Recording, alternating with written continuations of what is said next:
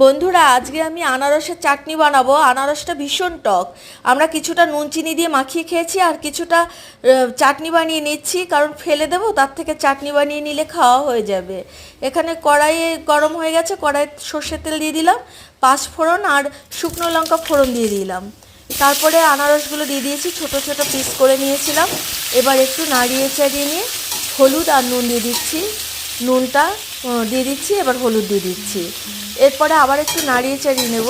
এটা কিন্তু খুব কষানো যাবে না, একটু জাস্ট নাড়িয়ে চাড়িয়ে একটু মিলিয়ে মিশিয়ে নেব। আসলে ফেলে দিয়ে কী হবে বলো, এই যে চাটনি বানিয়ে নিচ্ছি, খাওয়া হয়ে যাবে, খেতে তো খারাপ লাগবে না। কাজু কিশমিশ দিয়ে দিলাম, আবারও একটু নাড়িয়ে চাড়িয়ে নিচ্ছি। নাড়িয়ে চাড়িয়ে নিয়ে পাশেই কিন্তু গরম জল করে রাখা আছে আমার, গরম জল ঢেলে দিচ্ছি। গরম জল দিয়ে এরপরে কিন্তু একটু ঢেকে দেব, কারণ ঢেকে দিলে ভালো গলে যাবে। আসলে কাঁচা ফল, তবুও একটু গলার তো দরকার আছে, যেহেতু চাটনি একটু নরম না হলে ভালো লাগবে না। তাই একটু খুন্তি দিয়ে নাড়িয়ে করে করে দেখছি যে গলেছে কি না। তো এরপরে শেষের দিকে কিন্তু আমি চিনি দিলাম।